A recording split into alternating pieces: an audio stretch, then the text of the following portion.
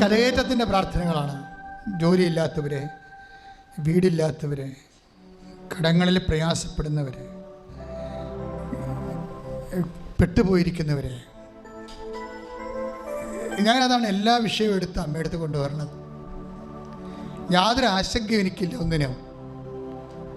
എനിക്ക് ആശങ്ക ഉള്ളത് നിങ്ങളുടെ കാണിക്കുന്ന കാര്യം. നിങ്ങളങ്ങനെ കുറ്റം പറയാൻ പറ്റത്തില്ലല്ലോ. മനുഷ്യന് പ്രയാസമൊക്കെ വരുമ്പോഴേ ചിലപ്പോൾ പ്രാർത്ഥനയൊക്കെ വീണ് പോകത്തില്ലേ. എന്നാലും ഒന്ന് അവസാനം ഒന്ന് പിടിച്ചു നിൽക്കാനുള്ള കൃപയ്ക്ക് വേണ്ടി നിങ്ങൾ പ്രാർത്ഥിക്കണം. ഒന്ന് പ്രാർത്ഥിച്ചേ.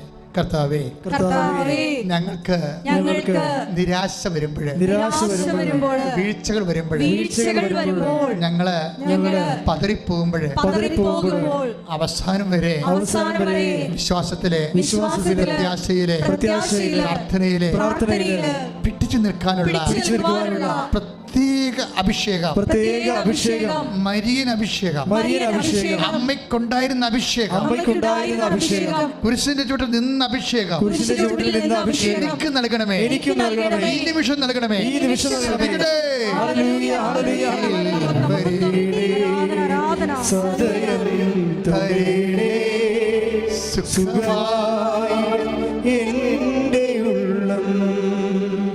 മക്കളില്ലാത്തവരെ അടിവയറ്റി കൈവച്ച് പ്രാർത്ഥിക്കേണ്ടതാണ്. ഇത് മക്കളെ ജനിപ്പിക്കുന്ന ഒരു ധ്യാനകേന്ദ്രമാണ്. എത്ര 24 കൊല്ലമായിട്ട് മക്കളില്ലാത്തവർ, 24 കൊല്ലമായിട്ട് മക്കളില്ലാത്തവർ, 22 കൊല്ലമായിട്ട് മക്കളില്ലാത്തവർ. പണ്ടിങ്ങനെ ഒന്നും സംഭവിക്കത്തില്ലായിരുന്നു. ഈ ഉടമ്പടി ദൈവം തരുന്ന മുമ്പ് വല്ലതും 5-6 കൊല്ലമായിട്ട് മക്കളില്ലാത്തവർക്ക് മക്കളെ കിട്ടിയിട്ടുണ്ട്. ഇതിങ്ങനെയല്ല. ഇപ്പോഴിതൊരു ഒറ്റപ്പെട്ട സംഭവമല്ല. എല്ലാ ആഴ്ചകളിലും തന്നെ അത്ര സാക്ഷ്യങ്ങളുണ്ട്. അത് കാരണം അമ്മ ഈ വിഷയം നിന്നെ കൈവിടത്തില്ല. നീ ഈ കാര്യത്തെ മടുത്തു, നീ അത് ആ ചാപ്റ്റർ ക്ലോസ് ചെയ്തതെന്ന് വിചാരിക്കുക. നീ അടിവയറ്റി കൈവെക്കുക. യേശുവിൻ്റെ നാമത്തിൽ അമ്മയുടെ മധ്യസ്ഥത്തിൽ എന്ന് പറയണം. നീ അടിവയറ്റി കൈവച്ചിട്ട് പറയണം, മകളെ, യേശുവിൻ്റെ നാമത്തിൽ അമ്മയുടെ മധ്യസ്ഥത്തിൽ ഒന്ന് പറഞ്ഞേ. യേശുവിൻ്റെ നാമത്തിൽ അമ്മയുടെ മധ്യസ്ഥത്തിലെ, എന്നിട്ട് പറഞ്ഞേ, യേശുവിൻ്റെ നാമത്തിലെ അമ്മയുടെ മധ്യസ്ഥത്തില് എനിക്ക് കുഞ്ഞുങ്ങളെ ലഭിക്കട്ടെ, എനിക്ക് ജോലി ലഭിക്കട്ടെ, എന്റെ കടങ്ങൾ പരിഹരിക്കട്ടെ. ശ്രദ്ധിക്കട്ടെ.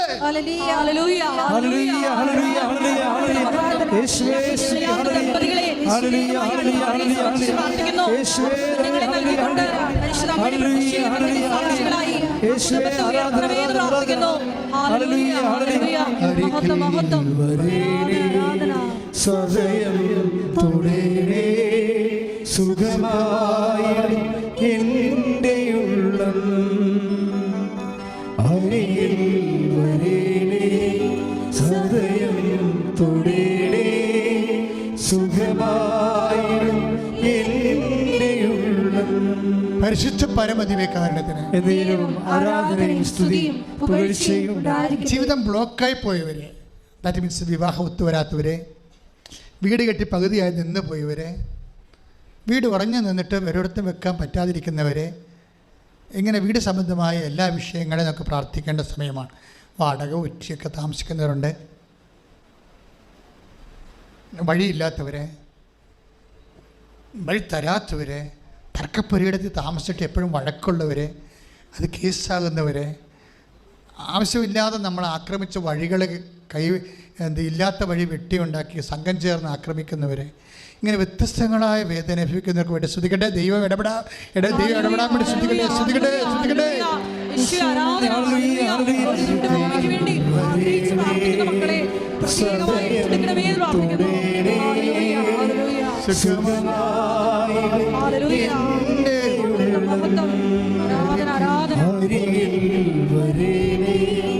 സദയം തുണേനേ, സുഖമായി എൻ്റെ ഉള്ളം. പരിശുദ്ധ പരമദിവ്യകാരുണ്യത്തിന് ആരാധനയും സ്തുതിയും പുകഴ്ചയും ഉണ്ടായിരിക്കട്ടെ. കണ്ണിന് കാഴ്ചക്കുറവുള്ളവർ, ചെവിക്ക് കേൾവിക്കുറവുള്ളവർ, മുട്ടി കൊഴിഞ്ഞു പോകുന്നവർ, ഇതൊക്കെ കേൾക്കുമ്പോൾ ചിലക്ക് ചിരി വരും. മനുഷ്യൻ്റെ അവസ്ഥകളാണ്. നിങ്ങൾക്ക് ഈ ഓരോ കാര്യം നിങ്ങൾക്ക് സംഭവിച്ചു കഴിയുമ്പോൾ ആർക്കും നിങ്ങൾ എന്തുമാത്രം ഇത് വേദനാജനകമാണെന്ന് മനസ്സിലാക്കണത്. അങ്ങനെ പറയാൻ പറ്റണതും പറയാൻ പറ്റാത്തതുമായ വിഷമതകളെ, മാനസികമായ ശാരീരികമായ, അവിടെ എല്ലാം കർത്താവ് ഇടപെടാൻ വേണ്ടി ശ്രദ്ധിക്കട്ടെ. ഓരോ മക്കളുടെ വ്യക്തിപരമായും സ്വകാര്യവുമായിട്ടുള്ള എല്ലാ വേദനകളും ഏറ്റെടുക്കണമെന്ന് പ്രാർത്ഥിക്കുന്ന എൻ്റെ കർത്താവിൻ്റെ ഉന്നതമായ നാമത്തിൽ, സഭയുടെ അധികാരത്തിൽ, കുരിശിൻ്റെ അടയാളത്തിൽ, 36 വർഷം അർപ്പിച്ച കുർബാനയുടെ ശക്തിയാൽ കൃപാസമർത്താറെ ജീവനോടെ പ്രത്യക്ഷപ്പെട്ട മാതാവിന്റെ മധ്യസ്ഥത്തിൽ മാരക രോഗങ്ങള് തീരാവേദികള് യേശുവിന്റെ നാമത്തിൽ മാറിപ്പോകട്ടെ. ശ്രദ്ധിക്കട്ടെ, ശ്രദ്ധിക്കട്ടെ, ശ്രദ്ധിക്കട്ടെ.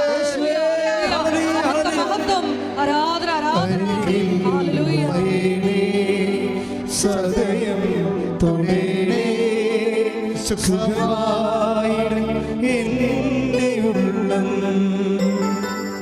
അരികിൽ വരേണേ സദയം തൊടേണേ സുഖമായി എൻ്റെ ഉള്ളം. മറ്റുള്ളവർക്ക് വേണ്ടി പ്രാർത്ഥിക്കണം കേട്ടോ. അപ്പോഴ് അതൊരു സുവിശേഷ സാക്ഷ്യമാണ്. ഈ ആഴ്ച ഓപ്പറേഷനിലേക്ക് പോകാൻ പോകുന്നവരെ, ഈ ആഴ്ചയിൽ സിസേറിയനിലേക്ക് പോകാൻ പോകുന്നവരെ, ഈ ആഴ്ചയിൽ ക്യാൻസറിൻ്റെ ഓപ്പറേഷൻ, ഹൃദയത്തിൻ്റെ ഓപ്പറേഷൻ, കരളിൻ്റെ ഓപ്പറേഷൻ, ശരീരത്തിലെ ഏതെങ്കിലും ഭാഗങ്ങൾ ഓപ്പറേഷനിലേക്ക് പോകാൻ പോകുന്നവരെ സമർപ്പിക്കാൻ പോവുകയാണ്. ഇനി പോസ്റ്റ് ഓപ്പറേഷൻ സ്റ്റേജിൽ കിടക്കുന്നവർ, അവരേറ്റവും കൂടുതൽ പ്രാർത്ഥന ആവശ്യമുള്ളവരാണ്. ഓപ്പറേഷൻ കഴിഞ്ഞു, പക്ഷേ ഇൻറ്റൻസീവ് കെയറിലാണ് അവർ ഡോക്ടർ പറയും ഒരു ഗ്രോത്ത് കാണുന്നില്ല, ഒരു പ്രോഗ്രസ് കാണുന്നില്ല എന്ന് പറയുന്ന രോഗികൾ. കൃപാസന അമ്മ ഉടമ്പടി മാതാവ് സഞ്ചാരി മാതാവാണ്. പ്രാർത്ഥിക്കുക. അമ്മേ പരിശുദ്ധമ്മേ, സഞ്ചാരി മാതാവേ, ഈ നിമിഷം, ഈ ആരാധന നിമിഷം, എപ്പോഴെല്ലാം ആരെല്ലാം എവിടെല്ലാം വെച്ച് ആരാധന കൂടുന്നു, അപ്പോഴെല്ലാം അവിടെ കൂടപ്പിറപ്പുകളുടെ ഓപ്പറേഷൻ തിയേറ്ററിലേക്ക് സഞ്ചരിച്ചെന്നുകൊണ്ട് അവരെ സ്പർശിക്കണമേ. അവരുടെ വേദന രോഗങ്ങളെ, അവിടെ വിഷമസന്ധികളെ ഏറ്റെടുക്കണമേ. സൗഖ്യം നൽകണമേ, വിടുതൽ നൽകണമേ. ശ്രദ്ധിക്കട്ടെ.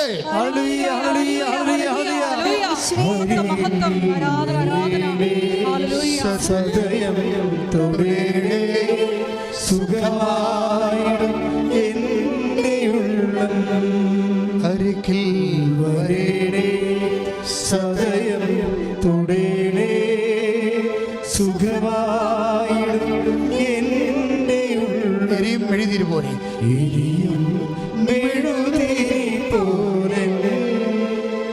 ഹൃദയം ഉരുകും നേരം മെഴുതിരി പോലെ മെഴുതിരി പോലെ ഹൃദയം ഉരുകും നേരം അരികിൽ അരികിൽ വരേണേ സദയം തൊടേണേ സുഖമായി എൻ്റെ ഉള്ളം. പരിശുദ്ധ പരമദിവ്യകാരുണ്യത്തിന് ആരാധനയും സ്തുതിയും പുകഴ്ചയും ഉണ്ടായിരിക്കട്ടെ. മക്കളെ, ട്രാൻസ്ഫർ, ജോലി കിട്ടാത്ത അവസ്ഥകൾ, വിസ പ്രോസസ് റിജക്റ്റ് ചെയ്ത അവസ്ഥകൾ, ഏജൻറ്റിന് പണം കൊടുത്തിട്ട് ഇനിയിപ്പോൾ നമുക്ക് വേറെ ഒന്നും ചെയ്യാനേ പറ്റണില്ല, നമ്മുടെ വിസ വരണില്ല, ഇങ്ങനെ വിഷമസന്ധി നിൽക്കുന്നവർ ഈ സമയത്ത് മാതാവിനെ സമർപ്പിക്കണം. നമ്മളവരെ പരീക്ഷ കുഞ്ഞുങ്ങൾ കൃപാസനത്തിൻ്റെ ഏറ്റവും വളരെ ശ്രദ്ധയോടെ എടുക്കുന്ന ഒരു വിഷയമാണ് പ്രൊഫഷണൽസിൻ്റെ പരീക്ഷ. അത് നീറ്റ് തൊട്ട് താഴേക്കെല്ലാം ഇതെല്ലാം പ്രൊഫഷണൽസ് എവിടെയെല്ലാം പരീക്ഷ എഴുതാൻ പോകുന്നുവോ അവർക്കെല്ലാം വേണ്ടി പ്രാർത്ഥിക്കുന്ന സമയമാണിത്. ഉടമ്പടി ചെയ്തവരുണ്ട്, അവിടെ അമ്മമാർ ഉടമ്പടി ചെയ്തിട്ടുണ്ട്, അല്ലെങ്കിൽ ബന്ധുക്കൾ അവർക്ക് വേണ്ടി ഉടമ്പടി ചെയ്തിട്ടുണ്ട്, അവരുടമ്പടി ചെയ്തിട്ടുണ്ട്. ചിലപ്പോൾ സർട്ടിഫിക്കറ്റുകൾ വിത്തുകളുണ്ടായിപ്പോയി, കിട്ടണില്ല. കഴിഞ്ഞ ദിവസത്തെ സാക്ഷ്യം കേട്ടാൽ 14 കൊല്ലമായിട്ട് 11 കൊല്ലം സർട്ടിഫിക്കറ്റ് കൊടുക്കത്തില്ല.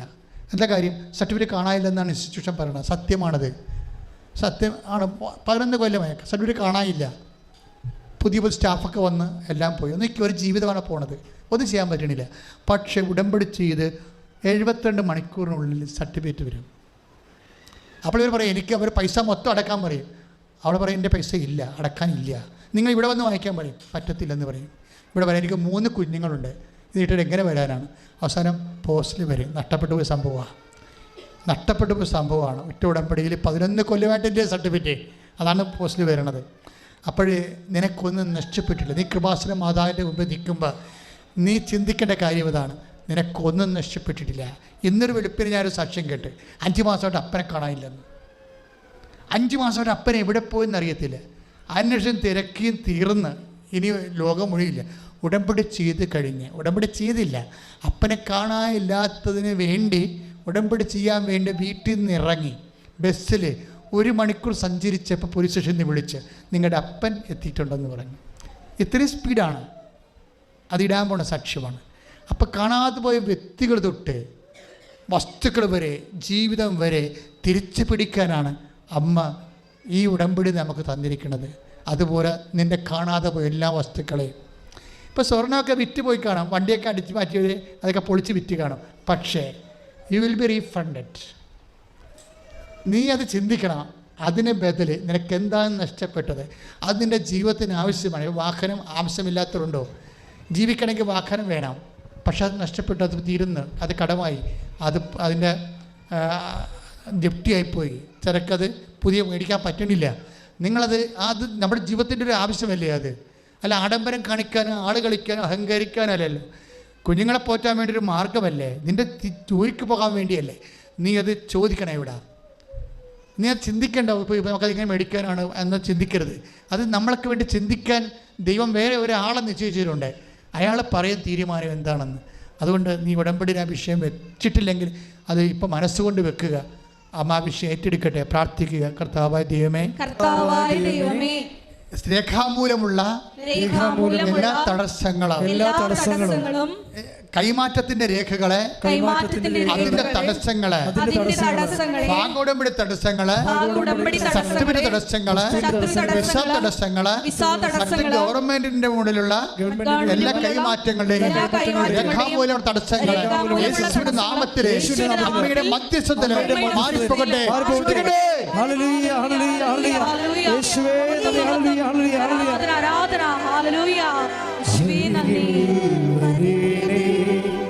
സദയം തുടേണേ സുഖമായും എൻ്റെ ഉള്ളം. റിസൾട്ട് പ്രതീക്ഷിക്കുന്ന മക്കളെ, പരീക്ഷ എഴുതാൻ പോകുന്നവരെ എഴുതിപ്പോയ പരീക്ഷയുടെ റിസൾട്ട് ഒരു ഡിസാസ്റ്റർസ് ആണെന്ന് തോന്നണവരെ, ഇനി നല്ലവണ്ണം പരീക്ഷ എഴുതിയിട്ടൊന്നും പറഞ്ഞുകൊണ്ട്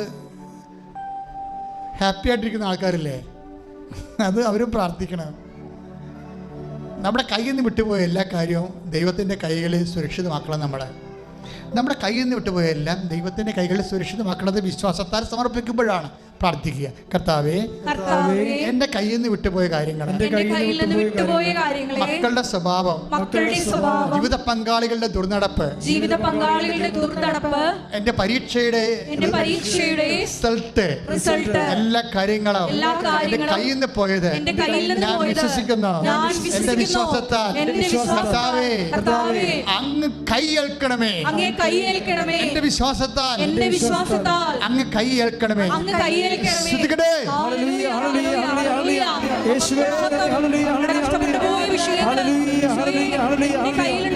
ഞങ്ങൾ വിശ്വസിച്ച് പ്രഖ്യാപിക്കുന്നു. സദയം തൊടേണേ സുഖമായും എൻ്റെ ഉള്ളം.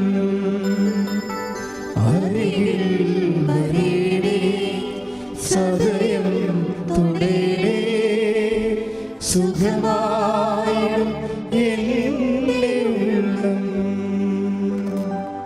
മുട്ടനിക്കുക, മൗനമായി പ്രാർത്ഥിക്കണം. ഏതെങ്കിലും പ്രാർത്ഥന അച്ഛൻ ഈശോ എനിക്ക് വെളിപ്പെടുത്തി തന്ന പ്രാർത്ഥനകളൊക്കെയാണ് ഞാൻ സമർപ്പിച്ചിരിക്കുന്നത്. ഇൻ കേസ് പർട്ടിക്കുലർ സബ്ജക്റ്റ് എന്തെങ്കിലും മിസ്സായിട്ടുണ്ട്, നിങ്ങളുടെ ഏതെങ്കിലും പർട്ടിക്കുലർ സബ്ജക്റ്റ് മിസ്സായിട്ടുണ്ടെങ്കിൽ ഇപ്പോഴും സമർപ്പിക്കേണ്ട സമയമാണ്. ചിലപ്പോൾ ഡൈവേഴ്സ് ആകാം, ചിലപ്പോൾ കേസാകാം, ചിലപ്പോൾ ജഡ്ജ്മെൻറ്റ് എഴുതണ ദിവസമായിരിക്കാം, ഇത് ചിലപ്പോൾ പ്രമാണം നടക്കുന്ന ദിവസമായിരിക്കാം, ചിലപ്പോൾ ഈ ആഴ്ച നീ ഡോക്ടറെ കാണാൻ പോകുന്ന ദിവസമാകാം. അങ്ങനെ എന്തെങ്കിലും അച്ഛൻ വിട്ടുപോയിട്ടുണ്ടെങ്കിൽ എൻ്റെ മക്കൾ ഇപ്പോൾ അത് കൂട്ടിച്ചേർക്കുക. തീർച്ചയായിട്ടും ഈ അനുഗ്രഹത്തിൻ്റെ കൃപയുടെ സമയത്ത് അമ്മയുടെ സാന്നിധ്യത്തിൽ മധ്യസ്ഥയിൽ കൂട്ടിച്ചേർപ്പ് നടക്കും. യാത്രയുണ്ടെങ്കിൽ യാത്ര സമർപ്പിക്കുക. മക്കളാരെങ്കിലും തിരിച്ചു പോരുന്നുണ്ടെങ്കിൽ അവിടെ തിരിച്ചു പോരലും സമർപ്പിക്കുക. ഇൻ്റർവ്യൂ ഉണ്ടെങ്കിൽ അതിട്ട് സമർപ്പിക്കുക. ടെസ്റ്റ്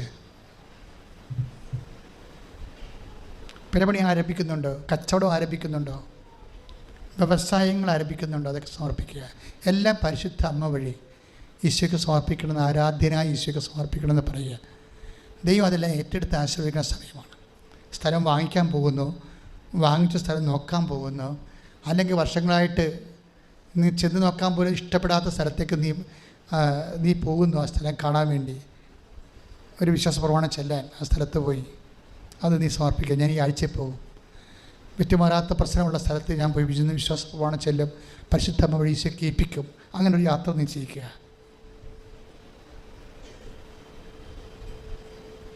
പേരെ റിപ്പയർ ചെയ്യാൻ ഉദ്ദേശിക്കുന്നുണ്ടെങ്കിൽ, നിൻ്റെ സ്ഥാപനങ്ങൾ റിപ്പയർ ചെയ്യാനുണ്ടെങ്കിൽ അത് ഈശോ കേൾപ്പിക്കുക. ഇത് കൃപാസനം. പരിശുദ്ധമ്മ ജീവനോടെ പ്രത്യക്ഷപ്പെട്ടുകൊണ്ട് ഇന്നിൻ്റെ കണ്ണീരിന് ചക്കാലക്കൽ പിതാവ് എഴുതിയിരിക്കുന്ന പോലെ കൃപാസനം ഇന്നിൻ്റെ കണ്ണീരിൻ്റെ, മനുഷ്യൻ്റെ കണ്ണീരിൻ്റെ ഉത്തരമെന്ന് ദൈവം ഉത്തരം നൽകുന്ന പ്രാർത്ഥനയാണ് ഉടമ്പടി. ആ ഉടമ്പടിയുടെ ആരാധനയിലാണ് നീ പങ്കെടുത്തുകൊണ്ടിരിക്കുന്നത്. മുട്ടയിൽ നിന്ന് കൈകൾ കൊപ്പി സമാപനാശ്രമം സ്വീകരിക്കും. നമ്മുടെ എല്ലാ ഉടമ്പടി നിയോഗങ്ങൾ പരിശുദ്ധമ്മയുടെ മധ്യസ്ഥയിൽ ദിവ്യകാരുണ്യ സന്നിധിയിൽ സമർപ്പിച്ച് കൃപാസനത്തിൽ നടന്ന പരിശുദ്ധ അമ്മയുടെ പ്രത്യക്ഷീകരണത്തിൻ്റെ സ്ഥിരം സാക്ഷികളായി ഞങ്ങളെയും ഞങ്ങളുടെ കുടുംബത്തെയും ഞങ്ങളായിരിക്കുന്ന ഇടങ്ങളെയും ഞങ്ങളെല്ലാം ആർക്കു വേണ്ടി പ്രാർത്ഥിക്കുന്നു അവരെല്ലാവരെയും ആനയിക്കണമേ എന്ന് പ്രാർത്ഥിച്ചുകൊണ്ട് ശിരസ് നമിച്ച് നമുക്ക് ദിവ്യകാരുണ്യനാഥൻ്റെ ആശീർവാദം സ്വീകരിക്കാം.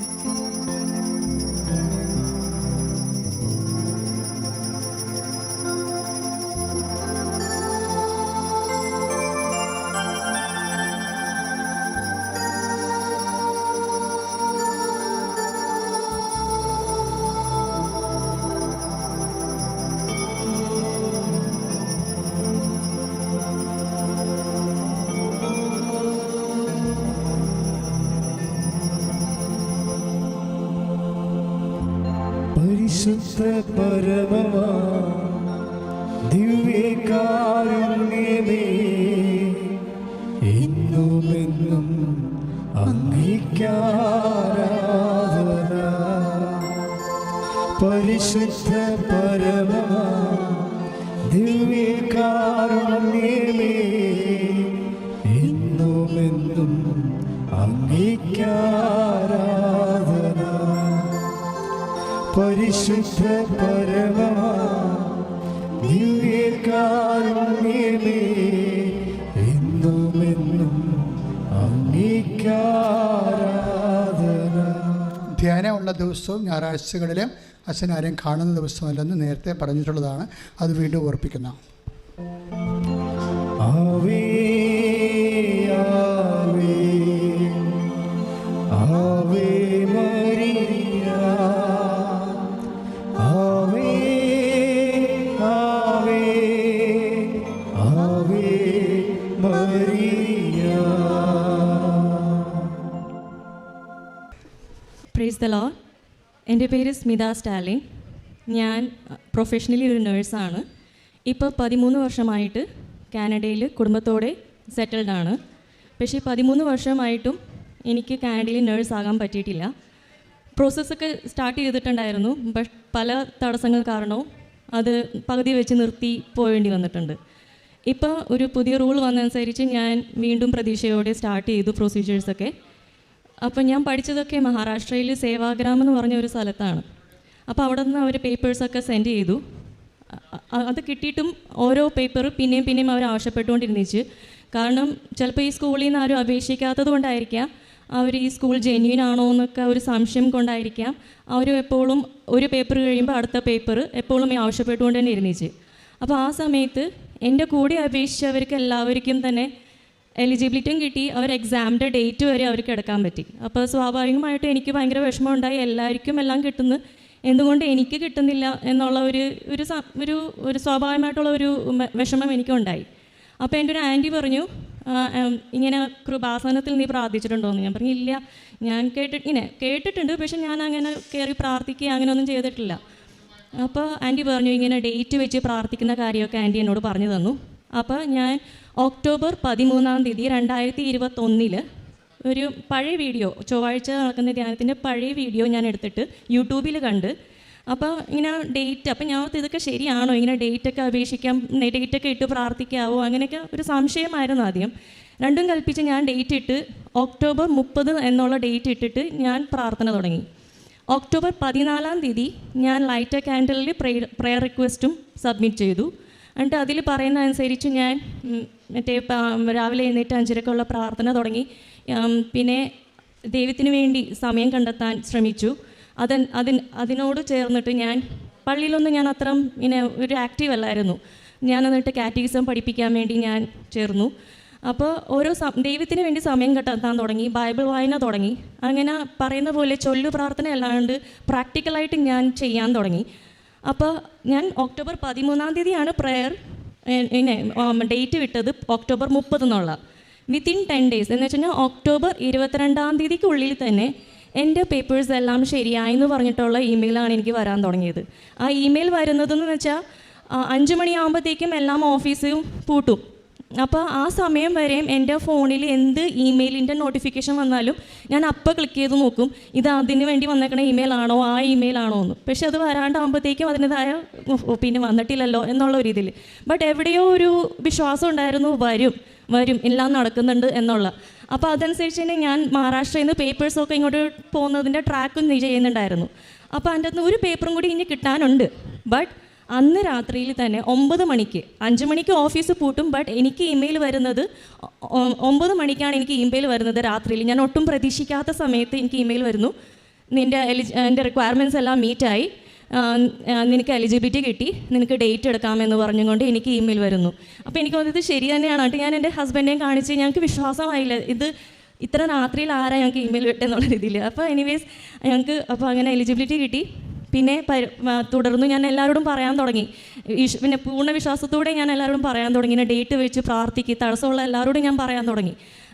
അതനുസരിച്ച് പിന്നെ മുന്നോട്ട് പോയി പ്രാർത്ഥന കണ്ടിന്യൂ ചെയ്തുകൊണ്ടിരുന്നിച്ച് എല്ലാ രാവിലെ എഴുന്നേറ്റ് 5:30 പ്രാർത്ഥന കണ്ടിന്യൂ ചെയ്തു.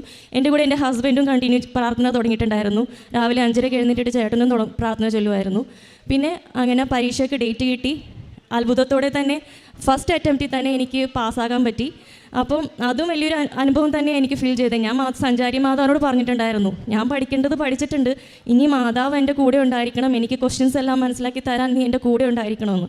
അപ്പോൾ ആ ഒരു എക്സാം ഹോളിൽ എനിക്ക് നിങ്ങളോട് പറയാൻ പറ്റത്തില്ല, അതുപോലത്തെ ഒരു അനുഭവമാണ് ഞാൻ അവിടെ ഫീൽ ചെയ്തത്. എനിക്ക് ക്വസ്റ്റ്യൻസൊക്കെ മനസ്സിലാകാനും എനിക്ക് ആൻസേഴ്സൊക്കെ ഡൗട്ടില്ലാണ്ട് എനിക്ക് ക്ലിക്ക് ചെയ്യാനൊക്കെ എന്തോ എനിക്കറിയില്ല, എനിക്ക് ഫീൽ ഇങ്ങനെ ഒരു അനുഭവം എനിക്ക് കിട്ടിക്കൊണ്ടിരിക്കണമായിരുന്നു. പരീക്ഷ കഴിഞ്ഞപ്പോൾ ശരിക്കും പുറത്ത് വന്നിട്ട് ഞാൻ കരയാണ് ചെയ്തത്. എനിക്ക് ചെയ്യാൻ പറ്റി എന്നുള്ളതിൻ്റെയും പിന്നെ എന്തോ ഒരു ഫീലായിരുന്നു. പരീക്ഷ എന്നിങ്ങനെ പാസ്സായി. അങ്ങനെയായിരുന്നു എൻ്റെ ഇതിനുള്ള അനുഭവങ്ങൾ.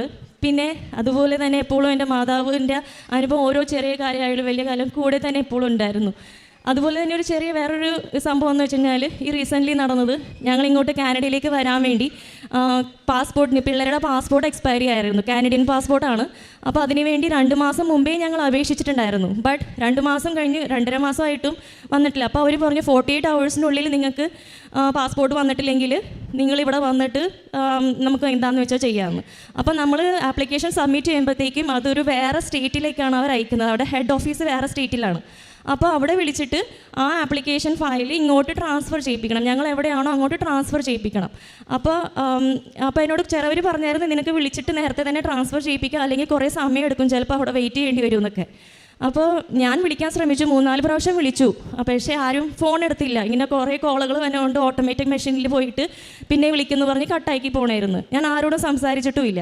എന്നിട്ട് അന്ന് രാവിലെ തന്നെ വെളുപ്പിനെ 4:30 തന്നെ പോയി ലൈനിലൊക്കെ നിന്ന് ഓഫീസറിനെ കണ്ടു കഴിഞ്ഞപ്പോഴത്തേക്കും അവരെന്നോട് ചോദിച്ചു ഇങ്ങനെ. അപ്പോൾ എൻ്റെ മുമ്പ് തന്നെ എൻ്റെ മുമ്പിൽ പോകുന്ന ആൾക്കാർ ഓരോ ഫയലൊക്കെ എടുക്കുമ്പോൾ അവരോട് പറയുന്നുണ്ട്, നിങ്ങളുടെ പിള്ളേരുടെ ഫോട്ടോ ശരിയായിട്ടില്ല, അല്ലെങ്കിൽ എന്തെങ്കിലുമൊക്കെ മിസ്സിങ് ഉണ്ടെന്നൊക്കെ പറഞ്ഞ് പിന്നെ അവർ പിള്ളേരെ വരുത്തിച്ച് അങ്ങനെ ഓരോ ഇങ്ങനെ എന്തെങ്കിലുമൊക്കെ സൊല്യൂഷൻ അവർ പറഞ്ഞുകൊണ്ടിരിക്കണമായിരുന്നു. അപ്പോൾ എൻ്റെ കഴുത്തിൽ എപ്പോഴും കാശുരൂപം മാതാവിൻ്റെ ഉണ്ടായിരുന്നു. അപ്പോൾ ഞാൻ അതിങ്ങനെ പിടിച്ചുകൊണ്ടാണ് മാതാവിൻ്റെ ഓഫീസറിൻ്റെ അടുത്ത് ഞാൻ പോയി നിന്നിട്ട് പറഞ്ഞു, ഇങ്ങനെ ഇതാണ് സംഭവം എന്ന് പറഞ്ഞു. അവരപ്പം ആപ്ലിക്കേഷൻ തോന്നിട്ട് അവരെന്നോട് ചോദിച്ചു, നിങ്ങൾ അവിടെ വിളിച്ചു പറഞ്ഞായിരുന്നോ ട്രാൻസ്ഫർ ചെയ്യാൻ? ഞാൻ പറയില്ല, ഞാൻ വിളിക്കാൻ ശ്രമിച്ചു, 3-4 പ്രാവശ്യം ഞാൻ വിളിച്ചു, പക്ഷേ ആരും എടുത്തില്ല. അതുകൊണ്ട് നിങ്ങൾ തന്നെ ഒന്ന് എനിക്ക് ട്രാൻസ്ഫർ ചെയ്ത് തരണമെന്ന് പറഞ്ഞു. അപ്പോൾ അവർ ആ സിസ്റ്റത്തിൽ നോക്കിയിട്ട് പറഞ്ഞു, ആർ യു ഷ്യൂർ നിങ്ങൾ ട്രാൻസ്ഫർ ആരോടും സംസാരിച്ചിട്ടില്ല? ഞാൻ പറയില്ല, ഞാൻ ആരോടും സംസാരിക്കാൻ പറ്റിയില്ല എന്ന് പറഞ്ഞു. അപ്പോൾ അവർ പറഞ്ഞു, പക്ഷേ ഇതിനകത്ത് കാണിക്കുന്നത് നിങ്ങൾ ഇന്ന് രാവിലെ വിളിച്ച് ആരോടും നിങ്ങളുടെ റിക്വസ്റ്റ് പ്രകാരം നിങ്ങളുടെ 2 പിള്ളേരുടെയും ഫയൽ ഓൾറെഡി ഇങ്ങോട്ട് ട്രാൻസ്ഫർ ആയിരുന്നു. എനിക്ക് എന്താ പറയേണ്ടതെന്നുണ്ടായില്ല, ജസ്റ്റ് സൈലൻ്റ് ആയിപ്പോയി ഞാൻ. എനിക്കറിയായിരുന്നു അത് ആളാ പ്രവർത്തിച്ചേക്കണെന്നുള്ളത്. കാരണം ഞാൻ വിളിച്ചിട്ടില്ല, ഞാൻ ആരോടും സംസാരിച്ചിട്ടില്ല. പക്ഷേ അപ്പോൾ മാതാവ് അവിടെ പ്രവർത്തിച്ചെന്ന് എനിക്കറിയാം. നടക്കുമായിരുന്നു സംഭവം, എങ്ങനെയായാലും നടക്കും, ബട്ട് സമയം എടുക്കുമായിരുന്നു. ബട്ട് മാതാവ് അത് അവിടെ അത്ഭുതകരമായി പ്രവർത്തിച്ച് പ്രാർത്ഥന എൻ്റെ കേട്ടു. അങ്ങനെ എല്ലാ അനുഗ്രഹങ്ങൾക്കും എല്ലാത്തിനും എൻ്റെ മാതാവിനും എൻ്റെ ഈശോയ്ക്കും 1000 നന്ദി. യേശുവെ സ്തോത്രം, യേശുവെ നന്ദി.